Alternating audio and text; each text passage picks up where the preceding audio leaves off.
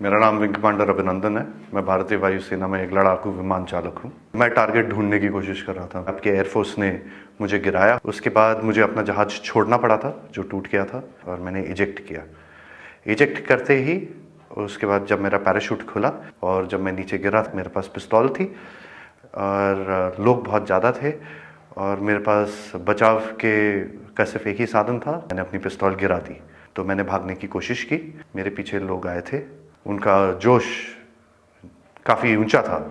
उसी समय पाकिस्तानी आर्मी के 2 जवान आए एंड उन्होंने मुझे बचाया वहाँ से। पाकिस्तानी आर्मी के एक कप्तान थे, वो आए, उन्होंने मुझे इन लोगों से बचाया, मुझे और कुछ होने नहीं दिया। फिर वो मुझे अपने यूनिट तक लेके गए जहाँ पे मुझे फर्स्ट एड दिया गया एंड फिर उसके बाद मुझे हॉस्पिटल ले जाया गया जहाँ पे मेरी जांच हुई और मुझे और एड दिया गया। पाकिस्तानी आर्मी जो है वो बहुत ही प्रोफेशनल सर्विस है। I see peace in it. I have spent time with the Pakistani army.